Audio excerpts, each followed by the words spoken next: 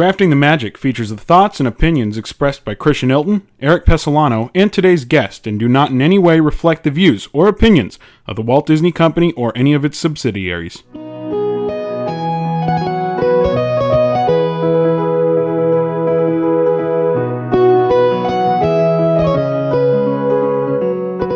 right, Christian, here we go, episode 2. I am coming off a win again. That's 2 premieres and 2 victories for me. If I win today, there may be a trend that's happening again, and I'm not so sure I'm fond of it, but I'm going to try to turn things around and make sure that doesn't happen again.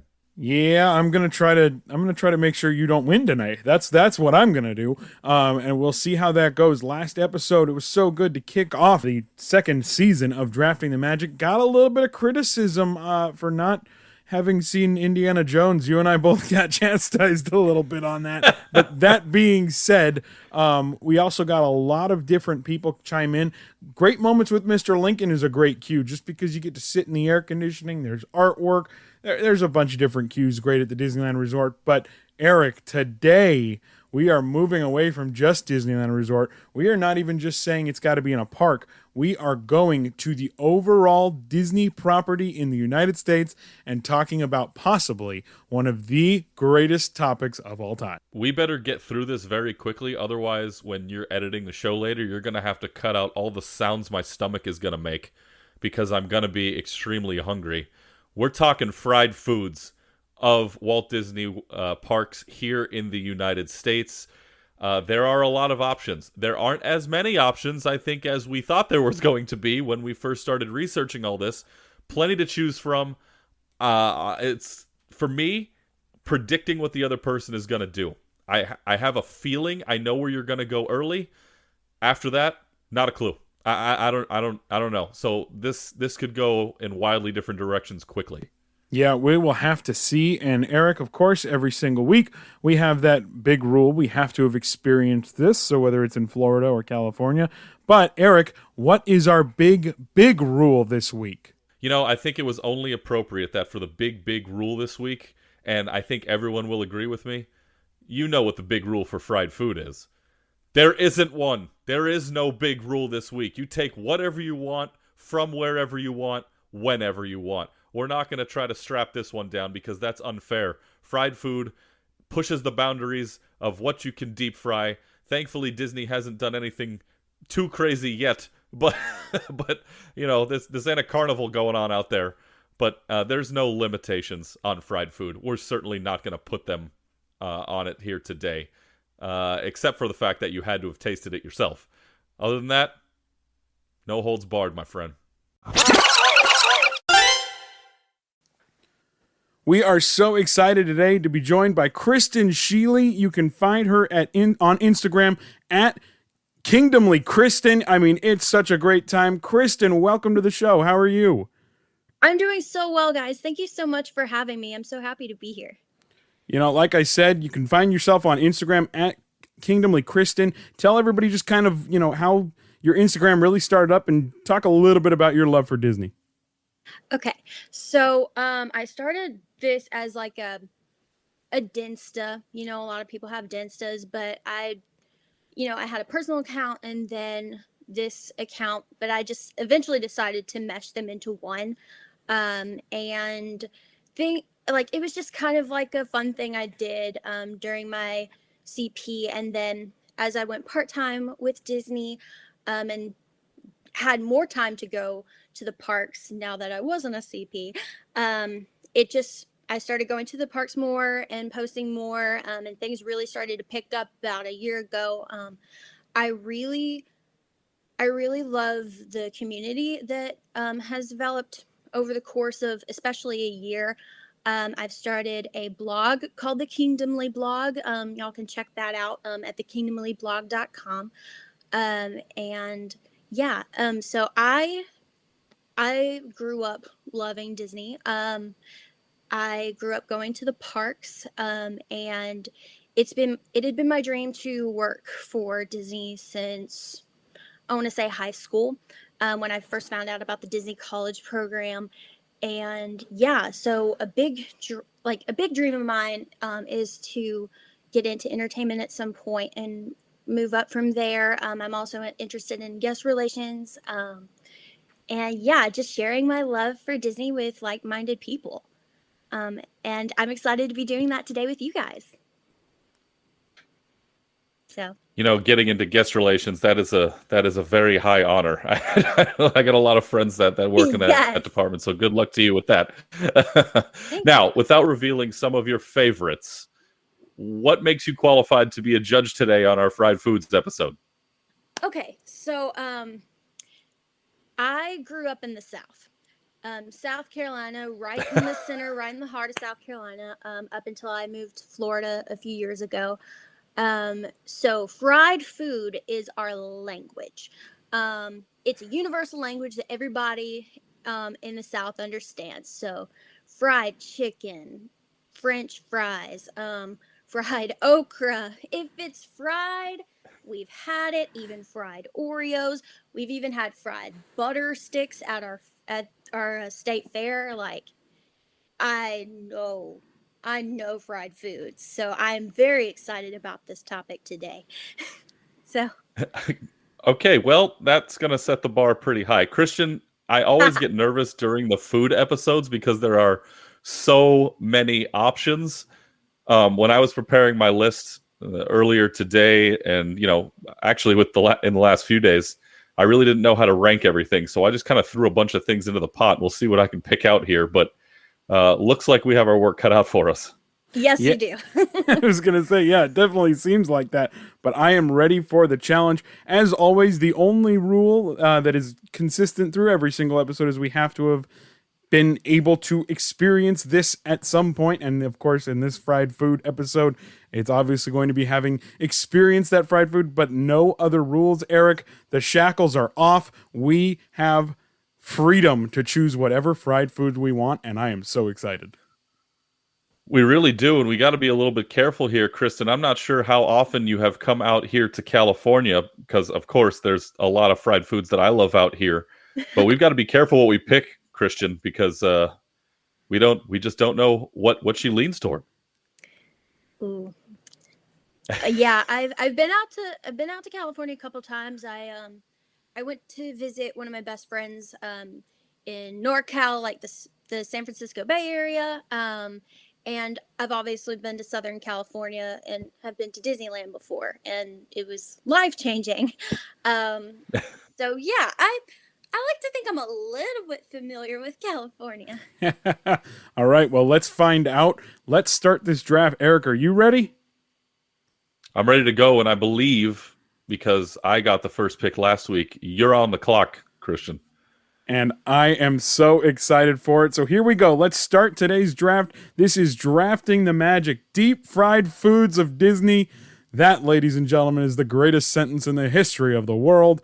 And here we go. And I am going to go with a classic, something that is one of the most iconic things at Disney. You have not walked down Main Street, USA at Disneyland unless you have gotten a corn dog from the little red cart. That has to be number one on my list. Yeah, I saw that one coming. Yeah, so being with Walt Disney World, like being my home resort, like Magic Kingdom, we're known for, Casey's Corner is known for mini corn dogs. So when I first went to Disneyland, I was really interested in trying one of the corn dogs, because they're so huge too, I was definitely impressed. So off to a great start, guys. I had it listed at number 2 because I knew Christian would take it at number 1. so strategically that already works out in my favor there. Okay. Yeah. Well, as much as it can be when you have the number 2 pick overall. All right. My number 1 pick, I too am going with the classic, and you can get this anywhere, but for some reason in a Disney park, it just tastes so much better. I don't know how they get the consistency to be as great as it is. Give me a churro.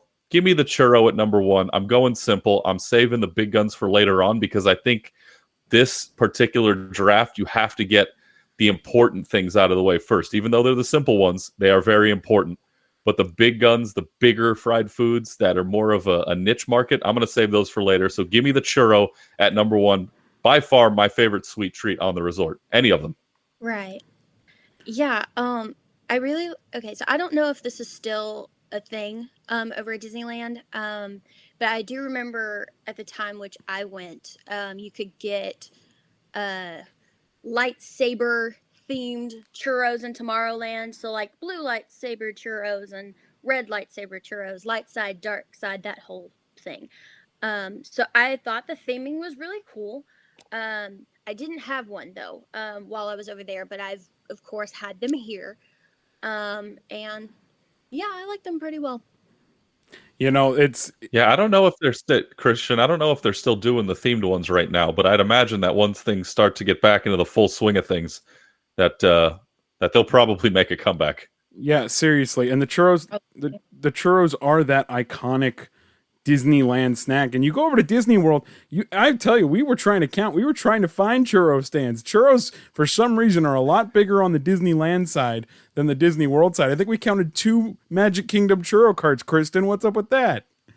So it's interesting that you bring that up because I've kind of noticed the same thing. I've heard from people who worked at Disneyland before and then came over to the Walt Disney World side, and they claim that Disneyland churros are like bigger and have a better consistency. I can say that at my location in Disney Springs at the boutique during my CP, we had like a small churro cart, like right between what we call Once Upon a Toy and Earl of Sandwich. And I went over there a number of times to get a churro. Like, I like churros, but like they're not my favorite thing. Not my favorite. Like, it's not at the top of my list of like favorite Disney snacks. Does that make sense? Makes sense. I'm all right with it, and that means that I feel good so far. How about you, Eric? I feel fine because it's one of my favorite sweet treats, but it's not one of my favorite, I'm more of a savory guy than sweet, but a churro is iconic. I had to get it in the list before you took it away from me. It is. That was a strategy pick more than it was a desirable pick, I guess. Honestly, that's so smart though. I think it's a great move. Great move. Oh boy. Eric's making great moves here. It's going to be contentious real quick. As always. All right, well, I'm going to go with one of my heavy hitters as we go into round 2, and I am going to Kristen's neck of the woods. I'm going out to Walt Disney World, but this is not something you find in the park. Rather, you are just a monorail stop away when you go to the Grand Floridian Cafe and get the buttermilk fried chicken dinner, possibly one of my favorite dishes I've ever had in my life. Kristen, I'm taking it at number 2. That was a brilliant choice. Okay, the Grand Floridian Cafe is criminally underrated. It is one of my favorite spots on property. Breakfast, lunch. I'm not even a big breakfast person, but you can usually get it for breakfast or for dinner. Ooh, it's so good. It is so good. It's high key on my top. It's my number 1 pick for any of their menu items. Yes, you're killing it so far, Kristen. Congratulations. Yeah. Boy, that's gonna make my second pick rather interesting. Okay. I'm gonna put it at that. Christian, how you feel now? I'll be honest. I feel pretty good. I think you thought I was going to go elsewhere, and so I like that I've caught you off guard. But then again, that also means that I've probably given you something that you would have wanted. So we'll have to see how it goes. I'll give shout outs to where they're due. My buddy Dustin Geisler, obviously he's been on our show. He was our episode 5 host. He was the one who introduced Sarah and I to the Grand Floridian Cafe. Big thanks to Jonathan Rushing, episode 3 host. He was the one who got us the reservations there, and I will tell you, I'm honestly, Kristen, it's one of my favorite spots, the Grand Floridian Cafe. I've been there for breakfast a couple of times. Great food. And then that fried Mhm. chicken, I mean, that just took me to the moon. Oh yeah. Yeah, it's so good. My when my mom comes to town, she and I, like, when possible, we like to stay there. And we just love to go in for breakfast in the morning. And I don't know, it has a really nice ambiance too. That's kind of hard to describe. Um, I will say that I went there for breakfast one time with a group of ladies that I worked with at the boutique, and one of my friends was like, this place kind of seems like it has its own Instagram filter. I don't know if it's the Hmm. lighting, all the natural light that comes through. But it's gorgeous and the food is really good. But fun fact though, in case y'all didn't know, they actually share a kitchen with 1900 Park Fair. Hmm. So a lot of the same, at least a lot of the same breakfast food that you would get at 1900 Park Fair, you can also get at the Grand Floridian Cafe at a cheaper price too. So it's a win-win. Oh, if they're nothing, it's efficient. Sharing Yeah. kitchens.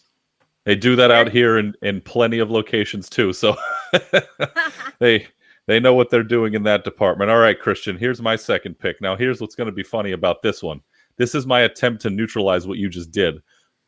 But the funny part is I was going to pick this at number 2 anyway, and it's the exact same food item that you just took, but from a different location.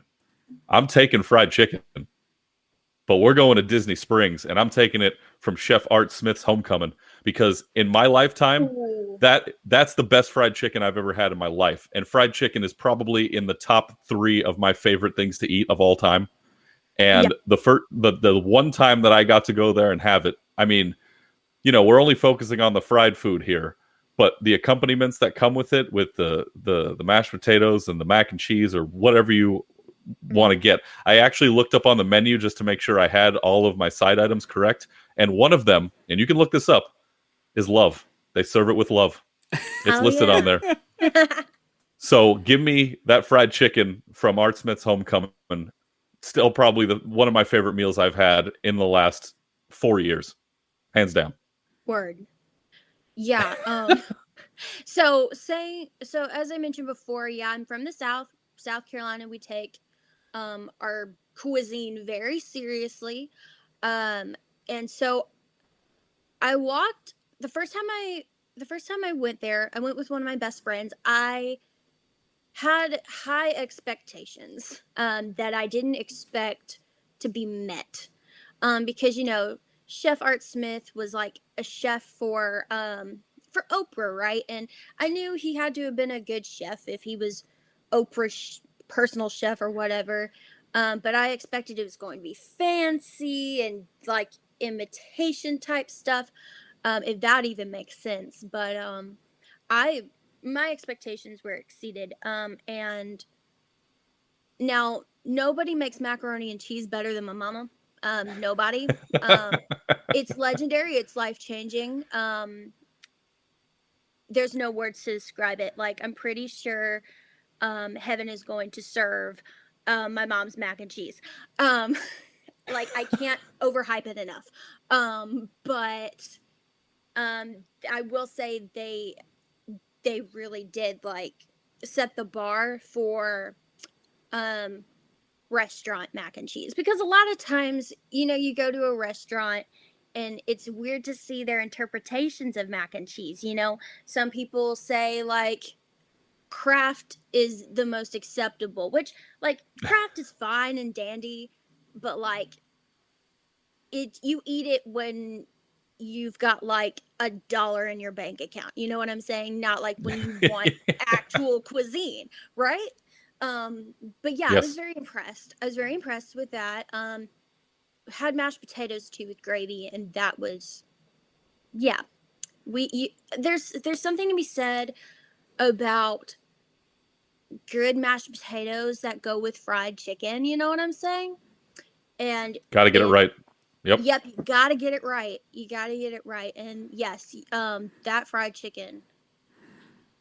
Ooh, I do love their fried chicken. Although I have to say, um, I think so far as Chef Art Smith's and the buttermilk fried chicken from the Grand Floridian Cafe, they're kind of sitting neck and neck for me. Ooh. I do think it's kind of the one thing I will say about the fried chicken from the Grand Floridian Cafe is like they kind of put like I don't know if they drizzle a little bit of honey or something on it.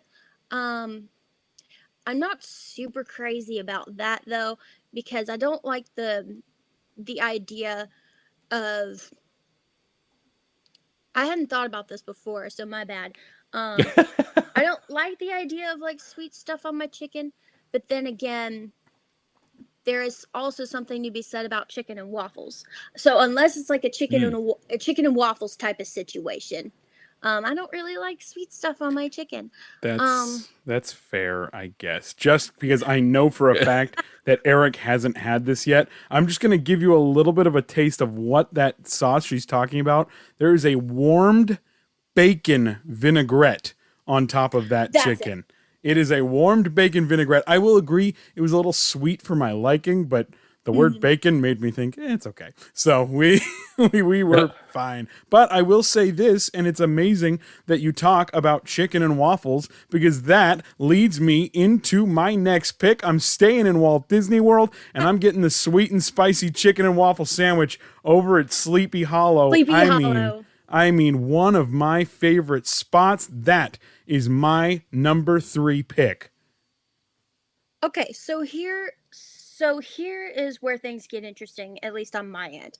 I have not had that spicy chicken and waffles. Uh-oh. Isn't that I needed wild? to hear that. I needed to hear that. Thank you. So, you're welcome. So that kind of helps. That helps you a little bit. So on my stories, I do this thing with my friends, my followers, where we vote for different Disney things. I use polls and I call them matchup series. So for the past couple of weeks, we've been doing this big matchup series with multiple parts called Eating Around the World with quotation marks. And like we started with Magic Kingdom quick service locations, and Sleepy Hollow won that part of the series, and I was so surprised.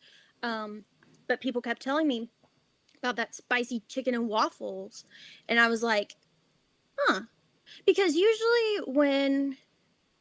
I'll be honest with you, usually when I go to Magic Kingdom and I get hungry, I like to go to Columbia Harbor House and get chicken and shrimp and fries from, like I said, Columbia Harbor House. That's what I like to do for lunch or dinner or whatever. If I don't have like a reservation somewhere. So I often overlook other places. Some other places, not all.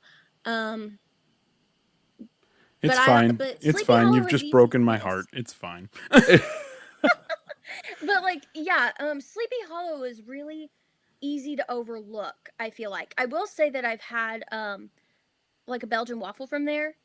And I've had funnel cakes from there a number of times. But yeah, not the chicken and waffles. You've in Columbia Harbor House is my go-to for the lobster roll. I think we actually talked about that on one of our episodes last season, Christian. We did. Mm-hmm. I think we did quick service locations out in Walt Disney World, if I'm not mistaken. And that was I love Columbia Harbor House. I don't care how busy it gets. That place is usually always a zoo. I'll wait for my lobster roll. Right. All right, where we go. Round 3 now. Round 3. I got a couple things I can choose from here. I knew, Christian, you weren't going to go crazy on the list that I had because there's just so many things to pick from, but let's go to yours and mine favorite place. Let's go to Epcot. Yeah. And if you start the proper way, going around the world, to the right, like you're supposed to, you're going to hit this place quicker than you would if you go the other way. I'm taking the fish and chips at Rosencrown at number 3. Possibly my favorite deep fried seafood comes from this location. You get it, you can sit right there on the water and just kind of peer out at all of the other countries, but mainly it's about the fish. I'll take the fish and chips from Rosencrown at number 3. That is a really good one. So let's dissect that for a second, though. So Eric, you like to start in Canada. That's correct. Kristen, do you like to start in Mexico? Absolutely, I like to start in Mexico. That's the right way to start, but let's see what you think. I'm worried now. So I used to think that way. I used to like to start in Mexico, but I tell you what, I don't think that the best way is to start from either place. I like to start from France because the back entrance there. Yeah, that's a preference, a personal preference. But if I'm coming from the Epcot parking lot, then yeah, I like to start in Mexico. However, the Yorkshire County Fish Shop is one of my favorite places in Epcot. And I'm not even a huge fan of fish. I love shrimp, but I'm not a huge fan of fish. But their fish and chips, they're fantastic. They're fantastic. Mostly breading anyway. Yeah, that's the thing. Batter. Like fried, anything fried. That was and I am not ashamed to say this because I am honest with our listeners, and my fiance is going to have a problem with me. I completely forgot about the fish and chips at Epcot. What a pick, Eric. I mean, did you really? I completely forgot. And when I took Sarah to Disney World for the first time that she and I went together, I introduced her to fish and chips, and she fell in love with them. The fact that I forgot, I'm not going to let myself live with this. Like, I am embarrassed. I am ashamed. Go ahead, Eric. Let me tell you this, though. The good news for you is I took it, and I don't think you would have in the first 2 anyway, or the first 3 anyway. So you're kind of off. You're kind of off with that one. You're off the hook. See, I'm gonna put myself back on the hook because I would have taken it before Sleepy Hollow. So that is a very very that is a mental gaffe that I am going to have to live with, and that might possibly cost me the entire draft. We'll have to see by the end of this thing. But Kristen, as we go to round 4, I am going to go to another theme park that we have not touched yet. So there's only a couple left if you're thinking about this right. If you go to Animal Kingdom at Yak and Yeti, you can get some of the best egg rolls that I have ever had in my life. Now, not exactly the regular deep fried way that we're all thinking of with all the batter, but the egg rolls over there are my favorite. And while this is a podcast, people can't see your face. I'm judging by your face that you've never had them, so I'm just going to take a seat. Go ahead. So, Yak and Yeti is one of the only table service restaurants at the parks that I have not gone to, that I have not visited. That's all right. Here we go. But what I will say is, if like connecting back to like say Magic Kingdom, have you ever had the spring rolls in Adventureland? I can't say I have actually, but I might have to go so there. They have these cheeseburger spring rolls that are wildly popular. Yeah. What? Yeah. Give me anything with cheeseburger. I'm in. Let's go. Cheeseburger spring rolls. They're wild. But yeah, even though they're not exactly egg rolls. They're like in the same family. Yeah, forgive me for not having been to Yak and Yeti. I promise I'll get right on that too. Wow. Hey, I'm so that's sorry. hey, that's part of this is that we don't pre-screen you for what you have and haven't done. That's part of the draft, and that may or may not be one of the reasons that Eric lost like 3 or 4 episodes last year was because he was just Oh, wow. picking things that the guest judge 3 or hadn't done. 4. Well, maybe it was more than that. 3 or 4. That might have been half your win total from last season.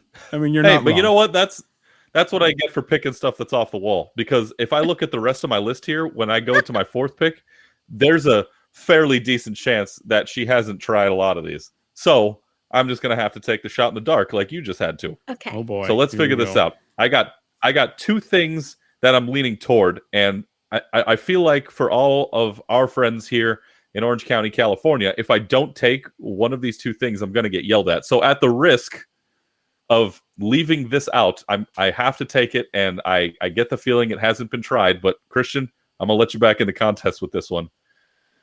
I have to take the Monte Cristo from Cafe Orleans.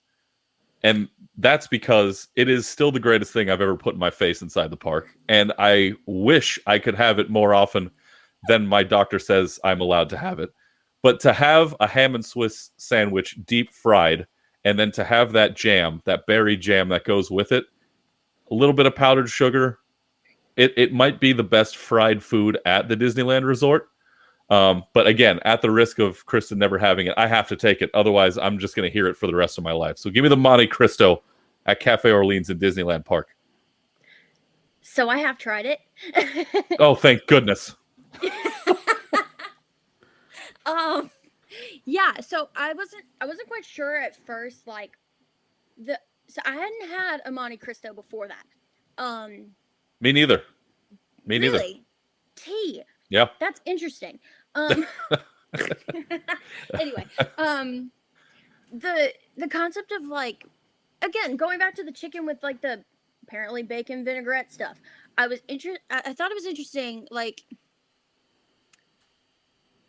the concept of, like, putting berries or jam or whatever and like powdered sugar on a sandwich.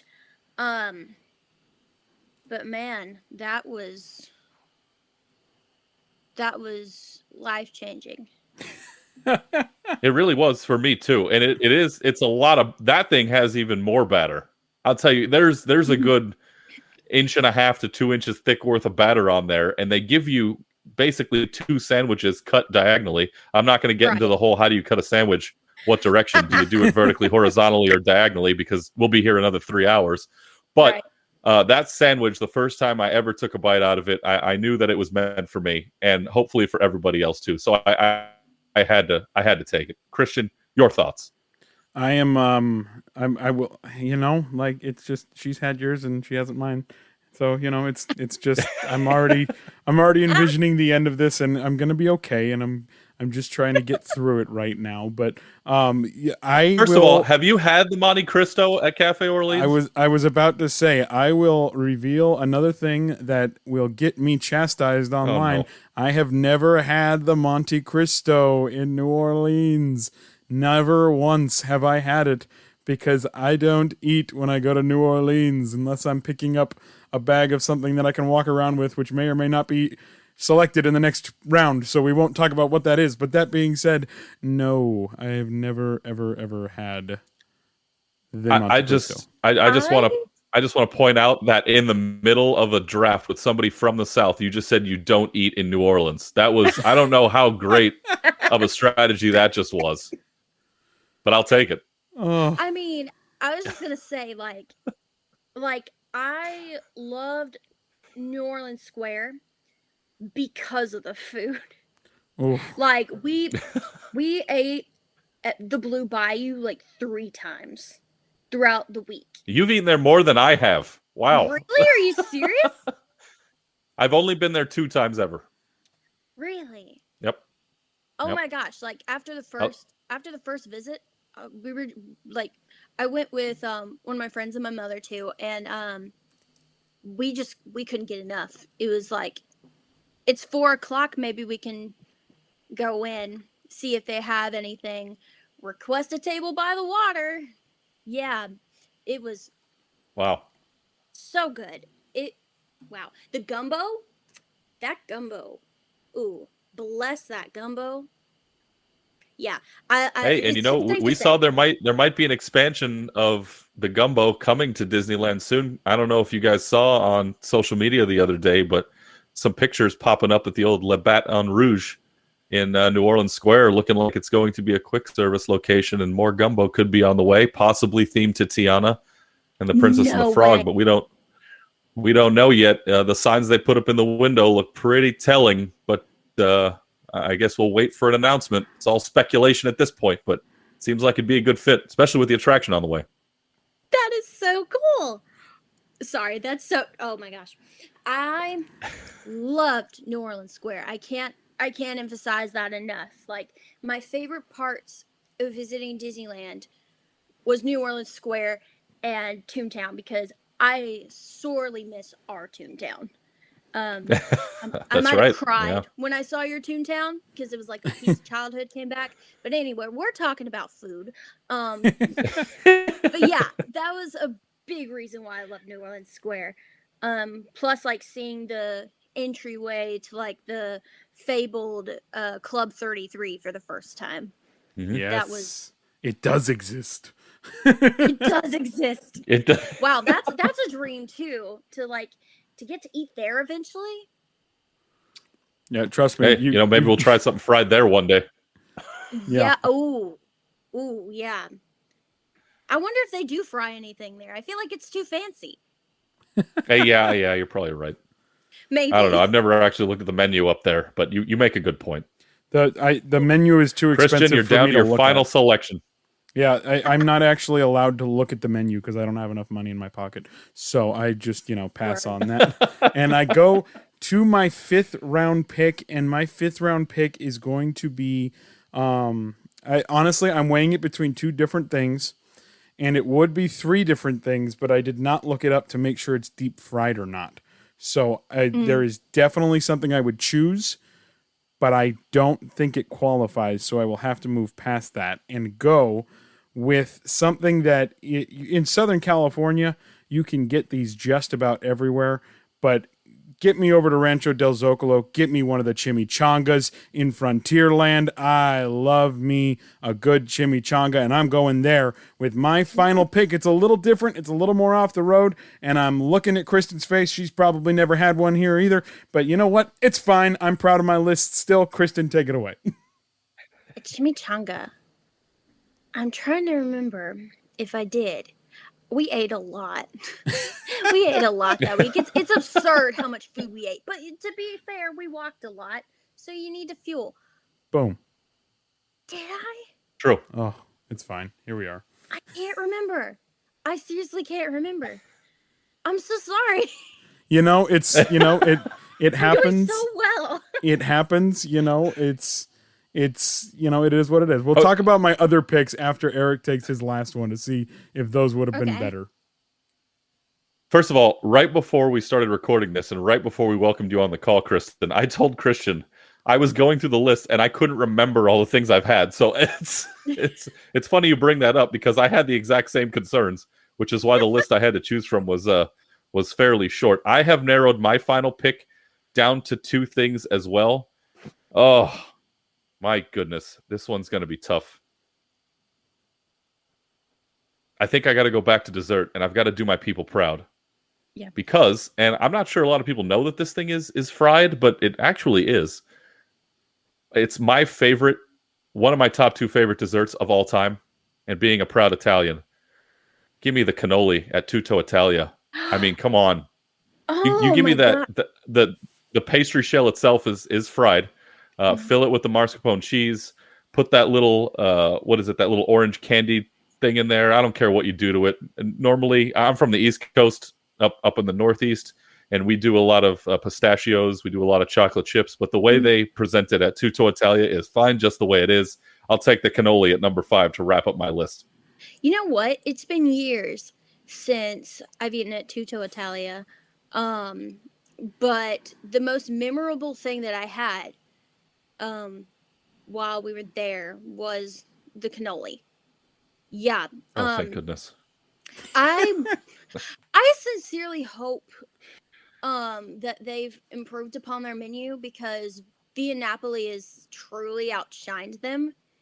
And that's coming from someone who It's one of the greatest comeback stories of all time. Yeah, like that's coming from someone who loves Italian cuisine. Like, I even studied abroad in Italy, in college. Oh wow! But thank you. No big deal. I just studied abroad.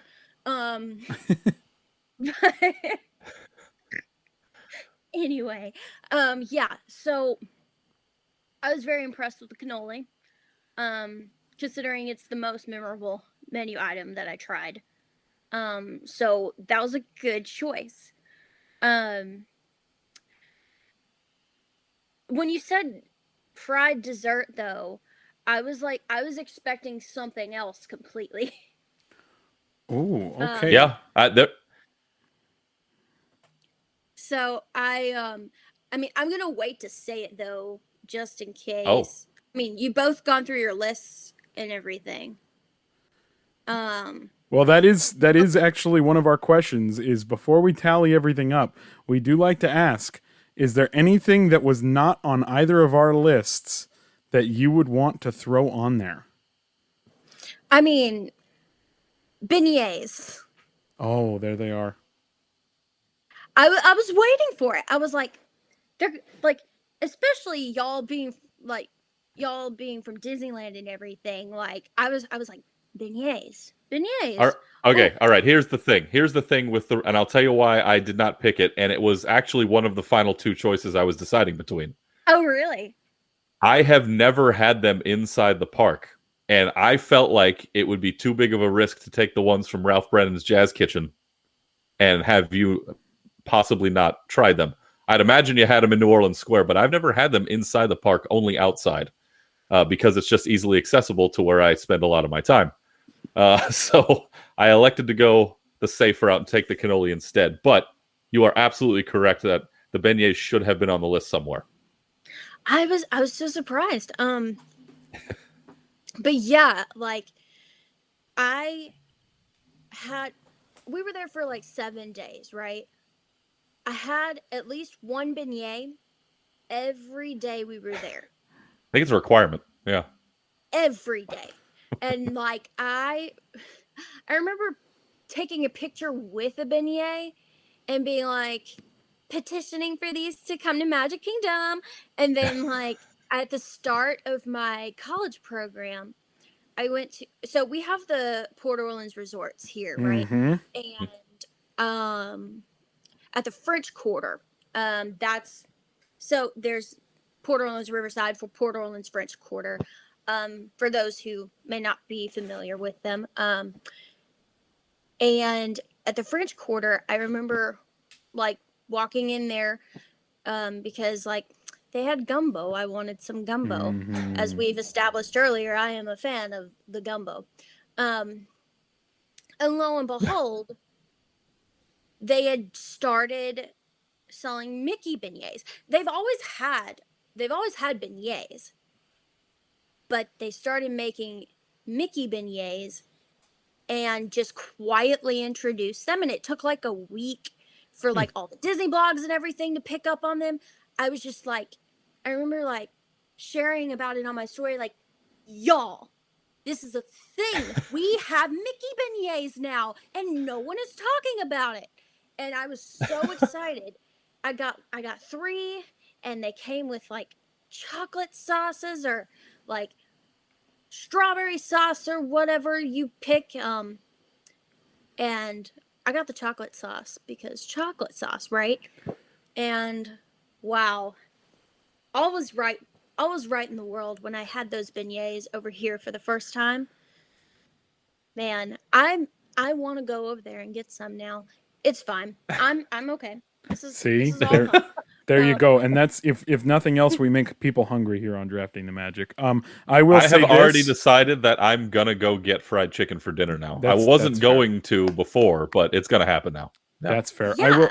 I will say, and it's at risk of making Kristen absolutely hate me, but I think I've already lost this episode, so I'll just go out and say it.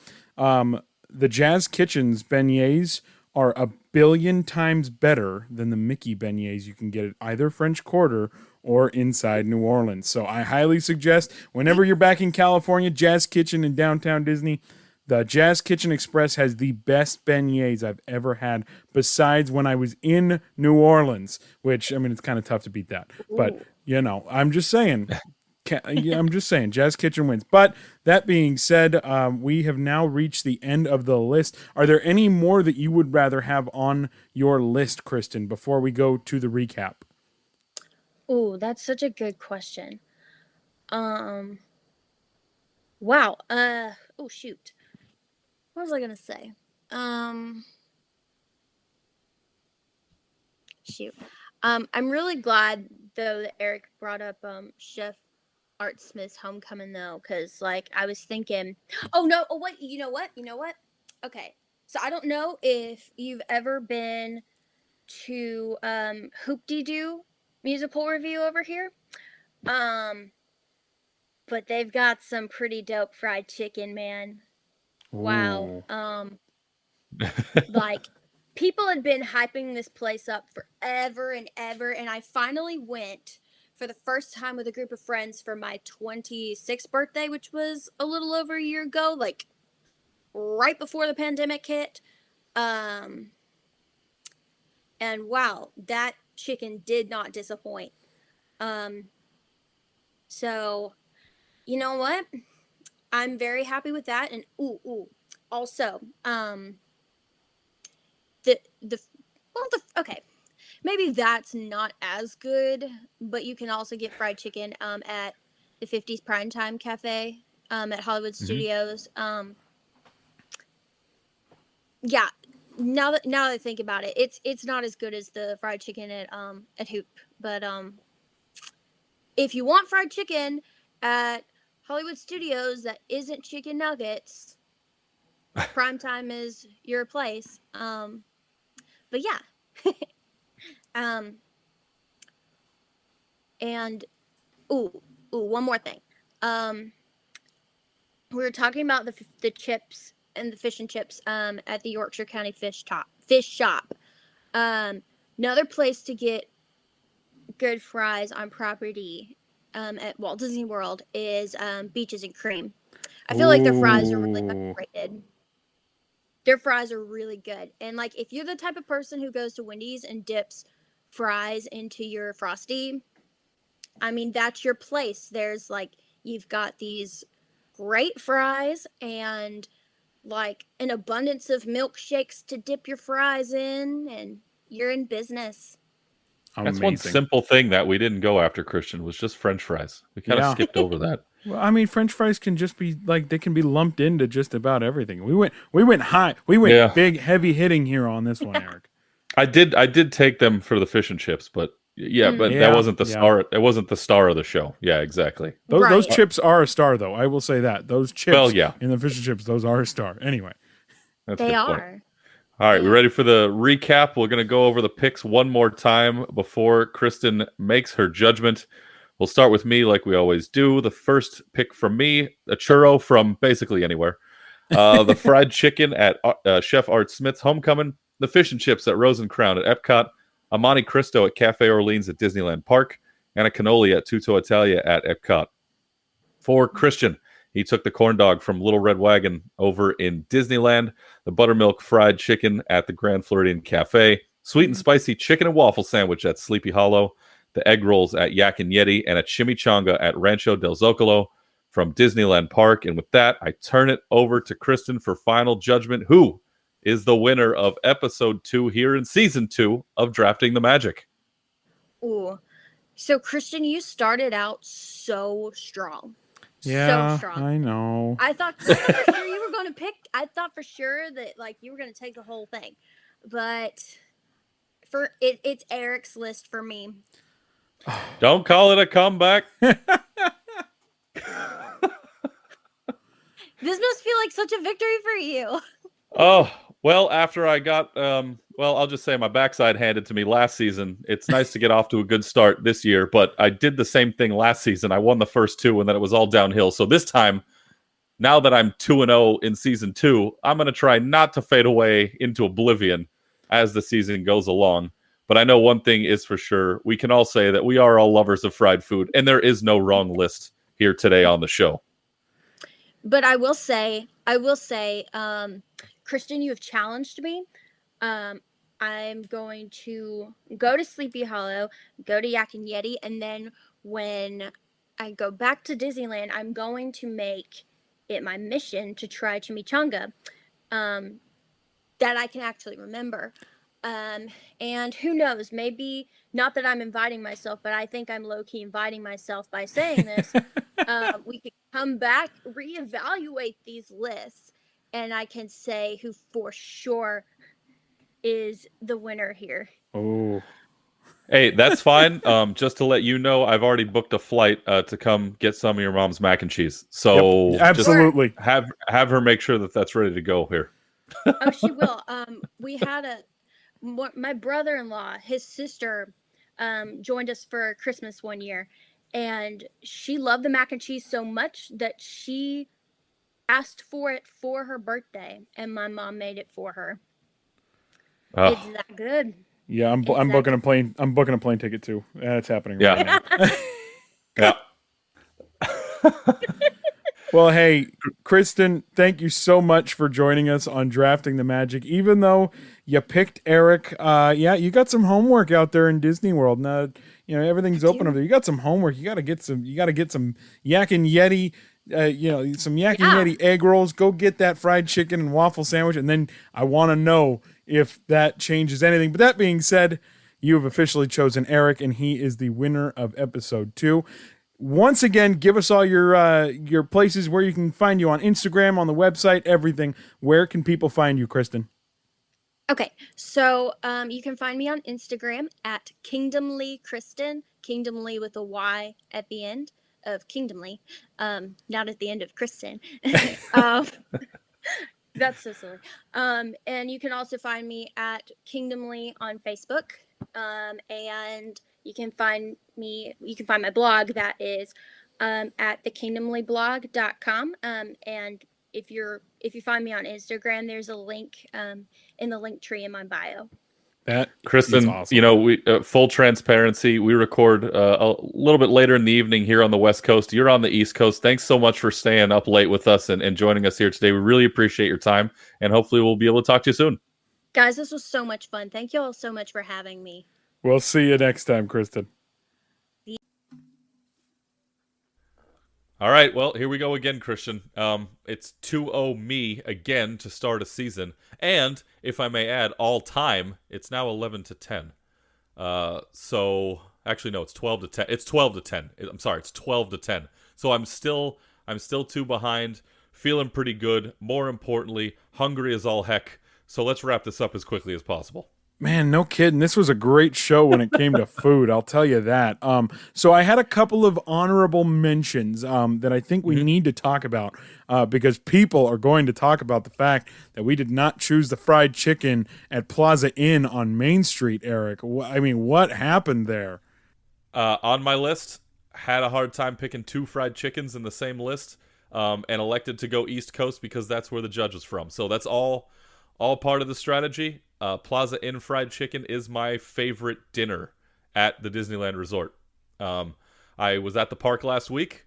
I wanted to go do that, and you should have seen the queue stretching from the front entrance. It was immaculate. So I elected to bypass it on that night because I know I'll have a chance to get back there sometime in the near future. But that is probably my favorite plate, and I'm sad I had to leave it off, but sometimes you got to do what you got to do to win. Yeah, so good. Tachos were on my list as well. I mean, even if they're not the best quality thing on the planet, it's still tater tots and nachos. I mean, there's a bunch of different things we could have gone with. Like you said, like you and I were talking about, I'm going, man, there are a heck of a lot of options. But I will stand by my list, and anyone can fight me on it. I know you will. You always do on social media, so bring it on, people. But I thought this was a genuinely good draft, and like you said, I am hungry now. Yeah. Oh, I'm not kidding when I say I've changed my mind and I'm going to get fried chicken for dinner. Obviously, I'm not going to be able to get it from Disneyland, so I'm going to have to find some sort of an alternative. But I'll figure it out. I'll make it through the day, and it's time to prepare now for episode number 3 of this season. Yes, it is, Eric, and boy, do we have a good topic in hand. You know, I feel like we did a real good job scripting out all the episodes for this season. We already know the topics from now all the way till the end. You at home are just going to have to wait and keep an eye on social media. Try to guess what it is when we send out that topic tease. Do you know how many people got on my case about lines last week? And you know, I was joking about long division, but because that's kind of what it looked like to me. And you know me, I'm just going to be a pain. But a lot of people out there had no idea what it was. So you're actually the one who put that together. Well done by you. Hey, I like fooling the people, and I get another chance to do that coming up. But a big thank you to Kristen once again for joining the show, and thanks for listening from wherever you're at. Make sure you follow us on Instagram and Facebook. Search at Drafting the Magic, and of course on Twitter rather. Search at Drafting Magic because there's only so many characters you're allowed to put in a Twitter handle, but we made it work. Eric knows what he's doing on that side, and we made it happen. Search for at Drafting the Magic or Drafting Magic. Listen to Drafting the Magic wherever you listen to your podcast. And please, Eric, we've talked about it before, but please rate and review. Yeah, there's only so many characters you can fit into a Twitter handle. There's only so many characters you can fit into a podcast, and you can guarantee there's going to be 2 on this one every single week. Rate and review like Christian said, and we'll talk to you next week, everybody.